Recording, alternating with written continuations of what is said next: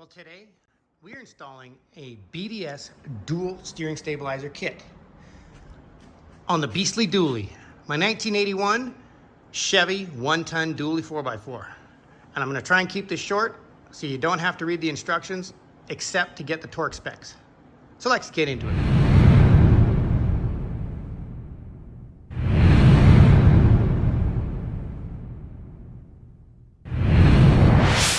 Now, before I continue, let me just state I am not a licensed mechanic. I'm not a licensed anything. I'm just a guy who owns a little shop and loves working on big trucks. This kit is for half-ton and three-quarter-ton Chevys. If you go to order this kit, they're going to tell you it doesn't exist for 1-ton Chevys. They don't make one. So I took a caliper, measured the diameter of the Dana 60 axle compared to that right there, which is a 3/4-ton corporate. And that's what it's going to look like when it's done. And they were somewhere around 1 to 2 millimeters difference. That is the only difference. You're talking the width of the axle. And every place I've talked to says the same thing. No, they don't make one for 1-tons. You can't get them. It's not going to fit. Well, 1 to 2 millimeters when you're just dealing with a couple of U-bolts is not a big deal. I took a rubber hammer, took these U-bolts, just tapped them up a little bit, and I didn't even have to rebend them at all. They still fit the holes. So they fit, but check your diameter of your axle just to make sure. So first, I took this bracket, got it installed, and it literally barely fits between here and this here. Like, it's wedges down. There is no other option for moving this around. So placement, you just put it on, tap the U-bolts up, put the washers and nuts on. I believe those are 9/16. Yeah, they're 9/16. And it's on. Do not tighten it up so that you can adjust this. This bracket right here is the one where you're going to rivet your BDS emblem on at the end. I just have it sitting here loose so that I can put the other bolt through. You get 2 shocks, and you are going to have to press the bushings in on all BDS shocks. You can just take the bushing, dab it in a little bit of grease, and put it in the vise, and the vise will press it in for you. They pop right in, not a big deal. Or you can use the press. It doesn't work very good if you're using vice grips. It just kind of wrecks the bushings. So we have that bracket on, just hanging there. We haven't done the shocks yet, just so you know. We have a couple of small U-bolts. We're going to just drop those U-bolts over top of the tie rod. They have 1/2-inch nuts on the back with little washers right there. And just leave it hang, because you have to install a stud onto it.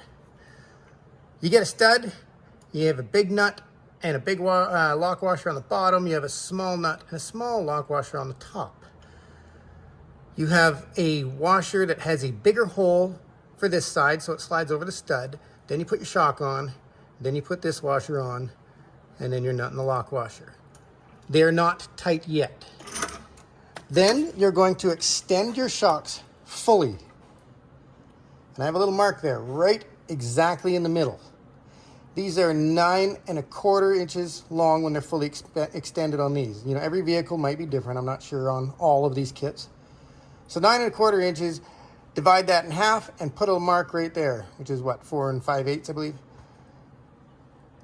Then you can compress your shock to that line, like I did on that one, and it will line perfectly up with where you want this and then where that needs to tighten up. But don't do that to the end. So what we're going to do is just install this part with the bolt and the nut provided. And before I forget, if you notice, this side has the little metal bushing pressed in. That side does not have one because it slides over top of a stud. This one is designed so the bolt fits through it perfectly, just like most shocks. So let me just put that bolt in quickly. All right, bolt is in, and I am able to tighten them up at this point. Once they're both in, you can tighten them on this end. And then I can literally just follow my tie rod, make sure everything's in line, and tighten up these right here. And it's that simple. Last thing I have to do is tighten up the ones on top because it wants to flex a little bit and sit on top of your tie rod. So I can adjust that to where I want and tighten up those top ones. And then we get to put stickers on and 2 rivets in your BDS logo, which it actually supplies you with the rivets too. So we'll just do that next. And there you have it. We're all together, riveted in, got the back ones tight.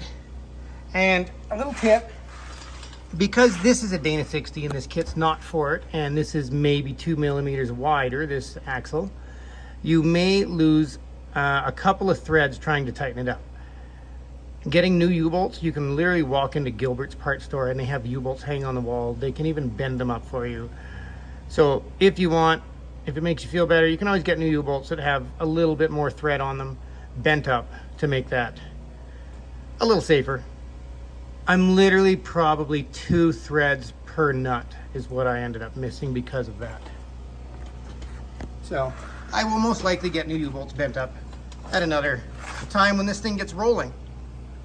And the other thing is that once you tighten everything up, these shocks might move on you, you know, that little line that you were measuring. So all you gotta do, just loosen 2 of these off and slide it down to wherever you want. Tighten it back up, and you are done. And the reason I run the BDS kits so much is because I run such big tires. I run a lot of 40-inch tires, and getting the wobble on 40-inch tires absolutely sucks. I have never got any type of speed wobble on any of my trucks with this kit. I even have this on my new Dodge diesel. I am a BDS fan forever because they make such awesome products. They always fit. Every single kit I've ever purchased fits perfectly. So next, we actually get to install a 4-inch BDS lift on a 77 F-150 this week. So we'll see how that goes. And on the beastly dually, we get to pull all this apart because we have new brake lines, we have to paint all the calipers, and we have brand new worn hubs for it. So we want to clean all that up. Things starting to look good.